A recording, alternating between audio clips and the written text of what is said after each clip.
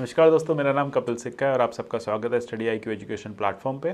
आज हम शुरू करने जा रहे हैं Indian economy current affairs series को। आज हम करेंगे सेट 5। अब सेट 5 में हमें जून और अगस्त के क्वेश्चंस को कवर करना है। अभी तक हम ऑलमोस्ट जून जुलाई कवर कर चुके हैं। आज का जो फोकस रहेगा वो अगस्त पे रहेगा। तो चलिए शुरू करते हैं। आप स्टडी IQ से इन माध्यमों से जुड़ सकते हैं। आपको इन सीरीज़ के PDF जो हैं वो मेरे टेलीग्राम चैनल पे मिल जाएंगे। आप मुझे @कपिल लाइव पे टेलीग्राम पे फॉलो कर सकते हैं। आप मुझे ट्विटर पे भी फॉलो कर सकते हैं। हाइलाइट्स इसकी हैं कि कॉम्प्रिहेंसिव कवरेज है। कंप्लीट इंडियन इकॉनमी के करंट अफेयर्स आपके कवर किए जाएंगे। UPSC, SSC, बैंकिंग, EPFO के अगर आप एग्ज़ाम्स दे रहे हैं तो क्वेश्चंस काफ़ी हेल्पफुल हैं।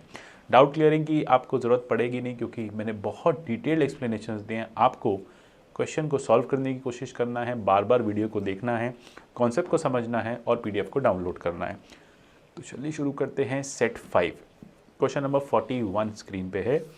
Consider the following statement with regard to electoral bonds. बहुत न्यूज़ में रहता है इलेक्टोरल बॉन्ड्स, आइडिया होना चाहिए क्या है। अभी कल भी न्यूज़ में था। Electoral bond is a financial instrument for making donation to political parties, है ना। पॉलिटिकल पार्टीज़ को डोनेशन के लिए यूज़ किए जाते हैं। Electoral bonds transactions can only be made to a account verified by RBI। State Bank of India is authorise to issue and encash these bonds. इसमें से कौन सा करेक्ट है आपको बताना है। तो देखिए, हम इसको क्वेश्चन को कैसे सॉल्व कर सकते हैं। आप पहले वीडियो को पॉज करिए, आंसर देने की कोशिश कीजिए। अब अगर आप आंसर ठीक नहीं दे पाएंगे तो फिर मैं आपको समझाऊंगा, और अगर आपका आंसर ठीक है तो फिर आपका सिलेक्शन पक्का है। तो चलिए देखते हैं कि इलेक्टोरल बॉन्ड्स, क्या RBI का इलेक्टोरल बॉन्ड से कोई लेना देना है। ऐसे समझिए बात को, RBI का इलेक्टोरल बॉन्ड से कोई लेना देना नहीं है। बात हो रही है इलेक्टोरल बॉन्ड की, तो फोकस में आती है इलेक्शन कमीशन ऑफ इंडिया। तो इस स्टेटमेंट को आप काट देंगे। जब इसको काट देंगे तब आपकी परेशानी आधी हो जाएगी। इसी तरह से एग्ज़ाम में इस एलिमिनेशन टेक्निक को यूज़ करिए। मैं एकदम प्रॉमिस करता हूँ कि 50% क्वेश्चंस आपके इसी टेक्निक से निकल जाएंगे। तो इलेक्टोरल बॉन्ड फाइनेंशियल इंस्ट्रूमेंट है, बिल्कुल है, और SBI एक अकेला ऑथराइज्ड बैंक है देश में जो इसको इशू करता है। तो 1 और 3 करेक्ट है।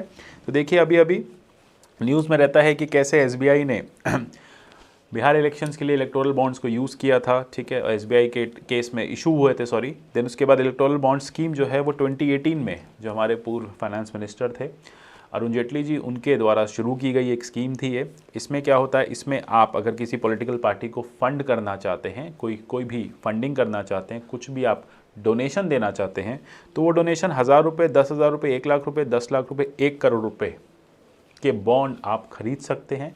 टेक्निकली स्पीकिंग देखो, ये बॉन्ड होते हैं। पहले मैं आपको बात समझा दूं, बॉन्ड होता क्या है। बॉन्ड में हमेशा 2 वे लायबिलिटी बनती है। मतलब अगर मैंने आपको एक बॉन्ड दिया है तो उस बॉन्ड की कुछ मैच्योरिटी भी होती है। मैं आपको कह रहा हूँ आप मुझे 100 रुपये दो, बदले में मैं आपको एक बॉन्ड दे रहा हूँ, और जब ये बॉन्ड रिडीम हो जाएगा साल भर बाद, 2 साल बाद, मैं आपको 5% के हिसाब से रिटर्न दूंगा। वो होता है एक बॉन्ड कि आपके मेरे बीच में कॉन्ट्रैक्ट हो गया। ये सिर्फ नाम के बॉन्ड है, इनका एक्चुअल बॉन्ड से कोई लेना देना नहीं है। इसमें क्या होता है कि आप जब डोनेशन करना चाहते हैं, आप SBI जाएंगे। SBI ये बॉन्ड कब इशू करेगा, साल में 4 बार। 4 बार वो कौन से होंगे, जब जब क्वार्टर चेंज होता है, यानी जनवरी, अप्रैल, जुलाई और अक्टूबर। 4 क्वार्टर के पहले 10 दिन ये बॉन्ड ओपन रहते हैं। आप RBI जाइए, आप SBI जाइए, SBI से RBI नहीं, इसको करेक्ट कीजिएगा, SBI जाइए, स्टेट बैंक ऑफ इंडिया से आप बॉन्ड इशू कराइए। आप उनको पैसा दीजिए, आपके अकाउंट से पैसा कटेगा, आपको बॉन्ड मिलेगा। अब उस बॉन्ड पे किसी का नाम नहीं लिखा रखा होगा। आप वो बॉन्ड ले जाइए, उस पॉलिटिकल पार्टी को दे दीजिए। वो पॉलिटिकल पार्टी अपने इलेक्शन कमीशन ऑफ इंडिया के ऑथराइज्ड अकाउंट में, हर पॉलिटिकल पार्टी एक बैंक अकाउंट ऐसा रखती है जिसमें वो पॉलिटिकल फंडिंग्स लेती है। वो बैंक अकाउंट के पूरे जमा खाता वो ECI को बताती है। वो पॉलिटिकल पार्टी उस अकाउंट में उस बॉन्ड को डाल देगी, SBI उसके बदले उसको पैसा दे देगी। तो यही इसका सिंपल फंडा है, बहुत सिंपल है कि इस बॉन्ड को कैसे एनकैश किया जाएगा। आशा करता हूँ ये क्वेश्चन क्लियर हो गया होगा। आगे चलते हैं, अटल बीमित व्यक्ति कल्याण योजना की बात करते हैं। अब ये क्या है, न्यूज़ में रहती है। Under the scheme unemployment benefit is paid to workers covered under employ state insurance scheme. ESIC के जो वर्कर्स हैं उन पे स्कीम लागू होती है। Unemployment benefit is paid in form of cash compensation up to 90 days once in a life time. आपको बताना है इसमें कौन सा करेक्ट है, ठीक है। तो स्क्रीन पॉज कीजिए, जल्दी से आंसर दीजिए। जैसा मैं हमेशा कहता हूँ, अगर यूपीएससी जाना है, एसएससी क्वालिफाई करना है, तो क्वेश्चन आपको सॉल्व करना पड़ेगा खुद से। तो बोथ आर करेक्ट। ईएसआईसी ने इस स्कीम को शुरू किया हुआ है, ईएसआईसी जो है वो स्कीम को चला रही है। उसने पहली बार स्कीम को एक्सटेंड कर दिया 30 जून 2021 तक कोविड के चलते।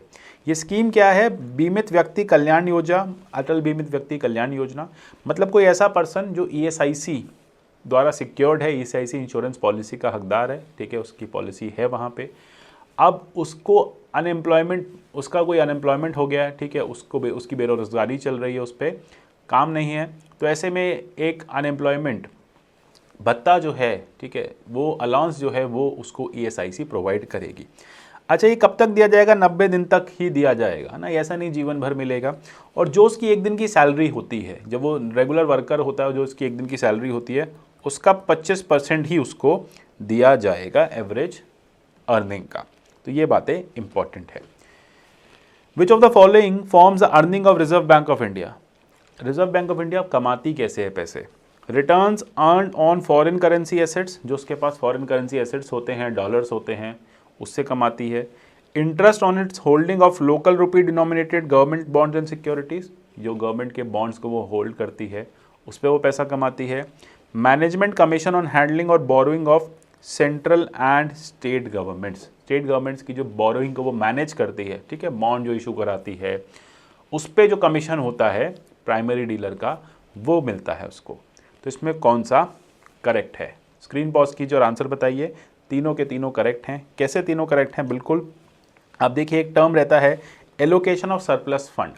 अब आरबीआई और सरकार के बीच में, सेंट्रल गवर्नमेंट के बीच में एक पैक्ट है। उसमें यह कहा जाता है कि सेंट्रल गवर्नमेंट को आरबीआई द्वारा डिविडेंड मिलता रहेगा, क्योंकि आरबीआई में सेंट्रल गवर्नमेंट की हिस्सेदारी है। तो जितना भी एलोकेशन हो, जितना भी सरप्लस फंड होगा, आरबीआई जो भी फंड सरप्लस करेगी, सारे खर्चे काटने के बाद आरबीआई के पास जो पैसा सरप्लस में बचेगा, उस पैसे को उसको क्या करना है? सेंट्रल गवर्नमेंट को ट्रांसफ़र करना है। Allocation of surplus fund clause होता है, जिसमें से उसको डिविडेंड देना पड़ता है। ये कहाँ लिखा है? ये चैप्टर 4 ऑफ आरबीआई एक्ट में लिखा हुआ है। अब इसमें आरबीआई देखो अर्निंग कहाँ से करती है? इन तीनों जगहों से अर्निंग करती है। बॉन्ड सिक्योरिटीज़ को बेच के अर्निंग करती है, मैनेजमेंट से अर्निंग करती है, और जितने भी फॉरेन एसेट्स रखती है, करेंसी वगैरह, उससे भी अर्निंग करती है। आरबीआई के खर्चे क्या होते हैं? नोट प्रिंटिंग, स्टाफ की सैलरी, स्टाफ का रहना, ठीक है। तो ये सारी चीज़ें आरबीआई के एक्सपेंडिचर में आता है। जो इसका नेट अमाउंट होता है वो सरप्लस बन जाता है, और सरप्लस सरकार को डिविडेंड के रूप में ट्रांसफ़र कर दिया जाता है। Consumer confidence survey is conducted by, question 44, consumer confidence survey is conducted by NCDRC, ministry of finance, reserve bank of India, central consumer protection authority, ठीक है। तो जल्दी से स्क्रीन पॉज कीजिए और आंसर देने की कोशिश कीजिए। अब मैं आपको बताऊं इसका आंसर। कंज्यूमर कॉन्फिडेंस सर्वे आरबीआई ने किया, आरबीआई कराती है।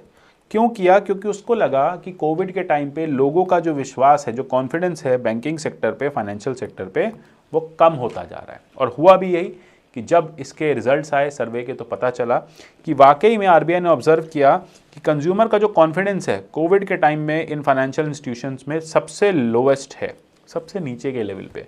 लोग बैंकों से डरने लग गए। आपने देखा होगा कि इसी दौरान बैंकों से बहुत ज़्यादा मनी विड्रॉल होने लगा। लोगों ने पैसा निकाल के घरों पे रख लिया, क्योंकि उनको लगा कि जो फाइनेंशियल सेक्टर है ये भी क्रैश कर जाएगा, कोविड के बाद सस्टेन नहीं कर पाएगा। इसके लिए आरबीआई ने सर्वे कराया था। अब मेन पैरामीटर्स आरबीआई क्या रखते हैं सर्वे के?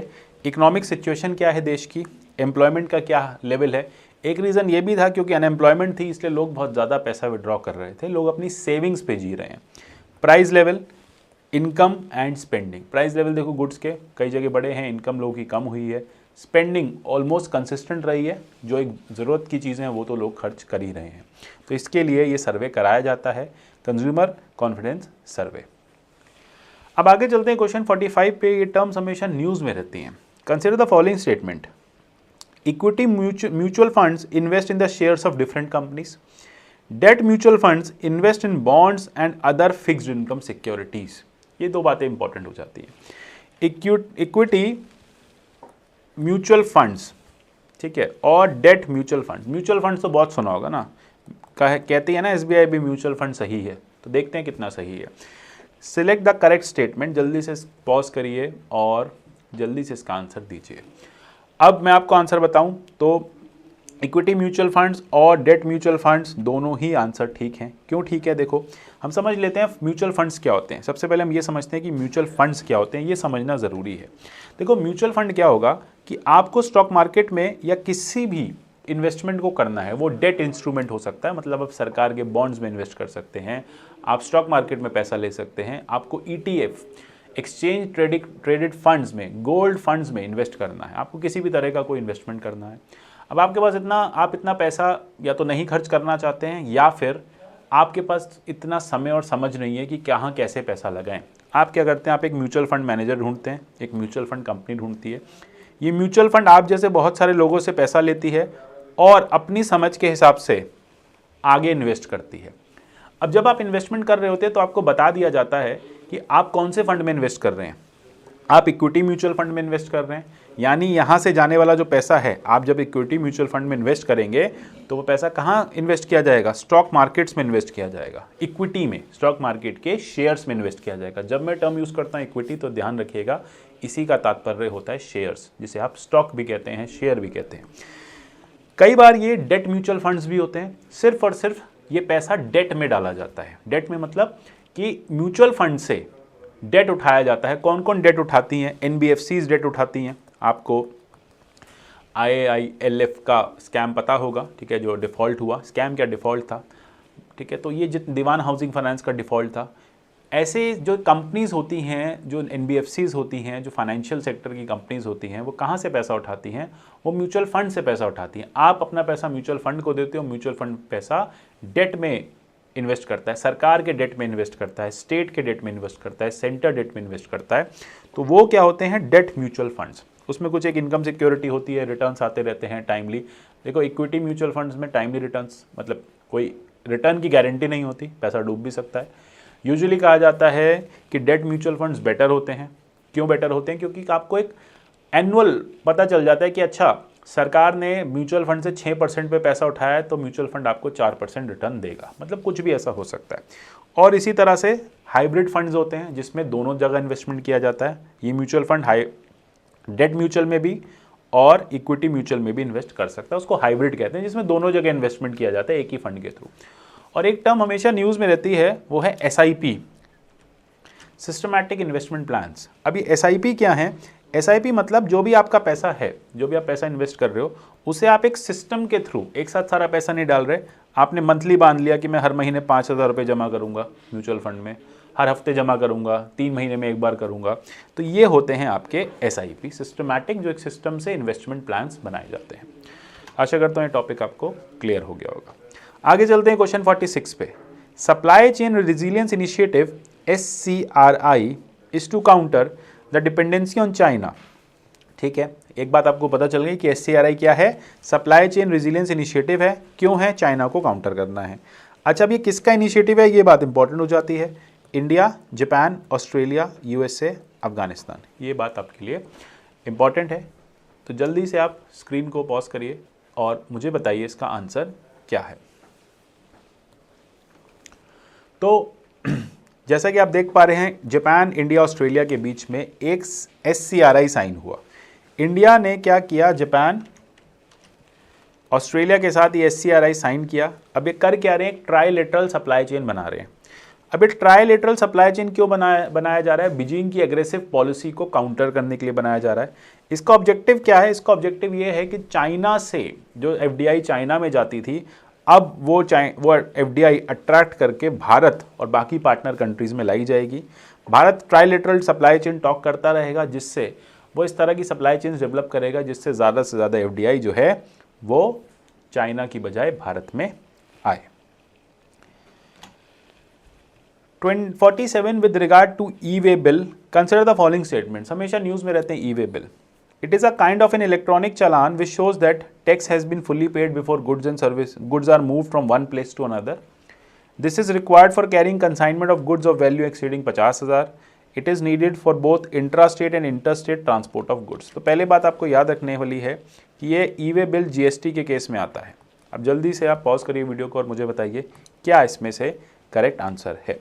तो अगर आप देखेंगे इसमें तीनों ही आंसर करेक्ट हैं।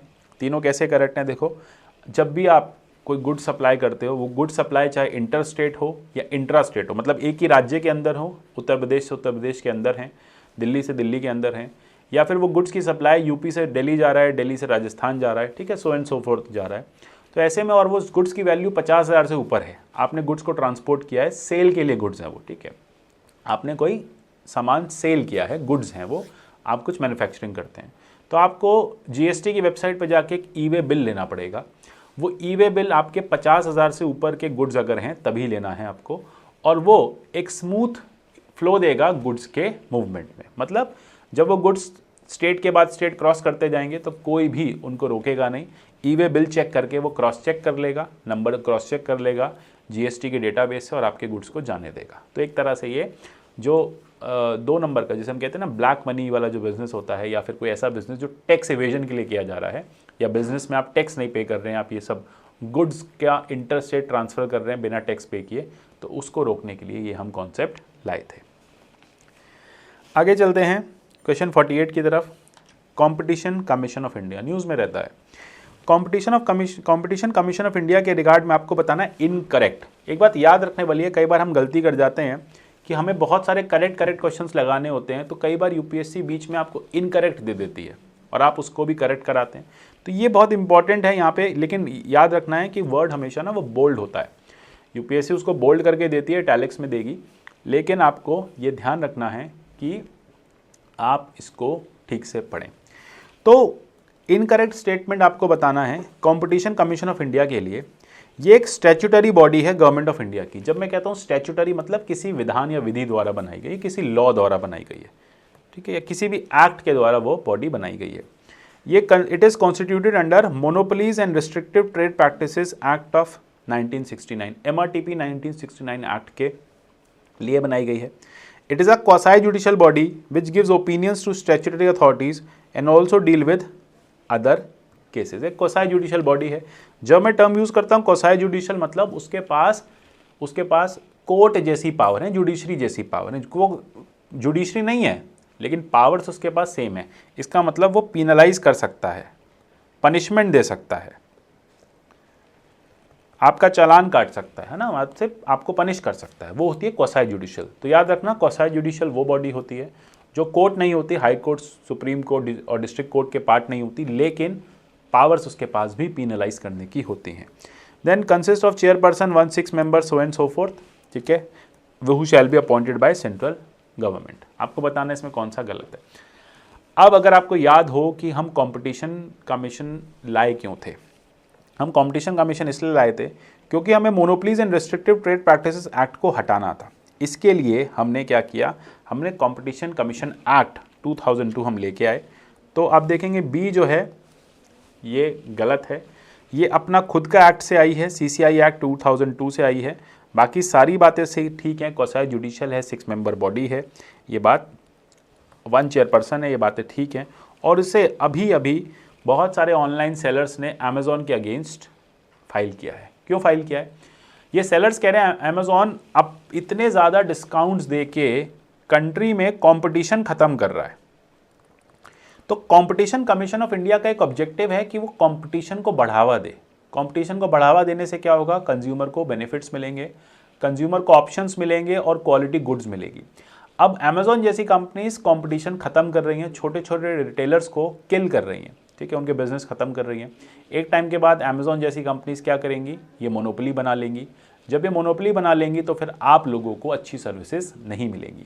CCI का यही काम है कि वो पोस्ट ग्लोबलाइज्ड वर्ल्ड में, मतलब पोस्ट ग्लोबलाइजेशन के बाद ये देखती रहती है, ये मॉनिटर करती है कि कोई भी कंपनी किसी भी सेक्टर में मोनोपोली ना बनाए, सबको उस बिज़नेस को करने का राइट हो। और जो कंपनी यहाँ पे सबसे ज़्यादा लीड कर रही है वो फेयर प्रैक्टिस से लीड कर रही है। मतलब ऐसे कुछ इस तरह के फ्रीबीज नहीं बांट रही, आपको इस तरह के बहुत ज़्यादा डिस्काउंट्स नहीं दे रही जो अनसस्टेनेबल है। जैसा कि हमने देखा ऑनलाइन रिटेलर्स यही करते आ रहे हैं, ऑनलाइन मार्केट प्लेस यही कर रहे हैं। वो आपको इतना डिस्काउंट्स दे देते हैं कि आप ऑफलाइन स्टोर्स में जाना ही नहीं चाहते। और वो डिस्काउंट्स कहाँ से देते हैं? वो डिस्काउंट्स उनको भी नहीं मिलते, वो डिस्काउंट्स अपने ही पैसे से आपको देते हैं, जिससे कि आप लोगों को आदत पड़ जाए कि आप ऑनलाइन ई टेलिंग ही करें। क्लियर है? तो आशा करता हूँ यहाँ तक बात क्लियर हो गई होगी। चलते हैं क्वेश्चन नंबर 49 पे। अब monetary policy report is published by monetary policy committee of RBI. With regard to monetary policy committee consider the following statements. MPC के बारे में बताना है। एमपीसी न्यूज़ में रहती है ना, हर क्वार्टर में आ जाती है, बाई मंथली इसकी रिपोर्ट आती है। तो आपको बताना है एमपीसी ऑफ आरबीआई क्या है एग्जैक्टली। एक स्टैट्यूटरी इंस्टीट्यूशनलाइज्ड फ्रेमवर्क है जिसको बैंकिंग रेगुलेशन एक्ट 1949 में लिखा गया है। Determines the repo rate required to achieve the inflation target. Inflation control करती है देश में। Governor of RBI is ex officio chairman of MPC. देखो एमपीसी के लिए सबसे इंपॉर्टेंट बात यह है कि ये सरकार को या आरबीआई को टाइम टू टाइम गाइड करती रहती है कि कितना इन्फ्लेशन देश में ठीक है, कितना नहीं है। इन्फ्लेशन के बारे में बताती रहती है, कब महंगाई हो गई। एमपीसी उस तरह की पॉलिसीज़ लाती हैं। आप आए दिन सुनते हैं रेपो रेट कम हुआ, रिवर्स रेपो रेट बढ़ा दिया गया, ठीक है, वो सब एमपीसी का ही काम है। उसमें अब जब वो आती है क्वार्टर टू क्वार्टर आपको ये बता देती है कि बैंक रेट क्या होगा, इंटरेस्ट रेट क्या हो जाएगा, ठीक है। इस तरह से वो इन्फ्लेशन को या मनी सप्लाई को रेगुलेट करने में हेल्प करती है। टू बी वेरी प्रिसाइज उसका काम है मनी सप्लाई के रेगुलेशन को देखना या मनी सप्लाई को रेगुलेट करना। अब इसमें कौन सा करेक्ट है? देखो 1 इसमें रॉन्ग है, सी इसका करेक्ट आंसर बनेगा। क्यों बनेगा? क्योंकि आरबीआई एक्ट 1934 से इसके बारे में बात की गई है। यानी आरबीआई एक्ट 1934 जो है वो एमपीसी की बात करता है। अच्छा, मैं आपसे एक बात पूछूं इन्फ्लेशन की, कि इन्फ्लेशन टारगेट क्या है? 2015 के बाद से हमने अपने इन्फ्लेशन टारगेट को 4% रखा हुआ है। आरबीआई ये कोशिश करती है कि इन्फ्लेशन जो है वो 2 से 6% के बीच में घूमता रहे, मतलब 4% टारगेट है प्लस माइनस 2%। अगर आपके देश में मुद्रास्फीति, महंगाई, इन्फ्लेशन 2 से 6% के बीच में घूम रही है तो बात ठीक है, कोई दिक्कत की बात नहीं है। 6 को क्रॉस कर जाती है वो भी चिंता का विषय है, और 2 से नीचे आ जाती है वो भी चिंता का विषय है, क्योंकि इतनी महंगाई भारत जैसी डेवलपिंग कंट्री के लिए ज़रूरी है। क्लियर है? आगे बढ़ते हैं। Guaranteed emergency credit line facilities a loan for which 100% guarantee is provided by national credit guarantee trustee company to member lending institutions. ठीक है, तो एक बार क्वेश्चन समझ लो कि गारंटीड इमरजेंसी क्रेडिट लाइन जो है वो एक फैसिलिटी है लोन की जो 100% गारंटी देती है नेशनल, जिसके लिए 100% गारंटी मिलती है national credit guarantee trustee company से। किसको मिलती है? मेंबर लेंडिंग इंस्टीट्यूशंस को। अब वो मेंबर लेंडिंग इंस्टीट्यूशंस कौन कौन हैं ये आपको बताना है कि कौन कौन इसके मेंबर लेंडिंग इंस्टीट्यूशंस हैं। ठीक है, तो बैंक्स, फाइनेंशियल इंस्टीट्यूशंस, एनबीएफसीज, तो ये बात आपको समझने की ज़रूरत है। तो देखते हैं क्या इसका करेक्ट आंसर है। जल्दी से आप वीडियो को पॉज करो और आंसर को दो। हम देखेंगे ऑल आर करेक्ट। क्यों? Because banks, financial institutions and NBFCs हर कोई इसका बेनिफिट ले सकता है। अब ये देखते हैं क्या। अभी गवर्नमेंट ने क्या किया, इस इमरजेंसी क्रेडिट लाइन गारंटी को बेसिकली और ज़्यादा एक्सपैंड किया कि वो लार्जर फर्म्स के लोन्स को भी बेसिक क्या करे, उनको भी प्रोटेक्ट कर सके। जो बिजनेस पर्पस के लिए जिन लोगों ने लोन दिए हुए हैं, क्योंकि देखो सेंटर का आत्मनिर्भर पैकेज आया था, बिजनेसेस बंद पड़े थे, इसके चलते इस सपोर्ट को दिया गया। सपोर्ट क्यों दिया गया?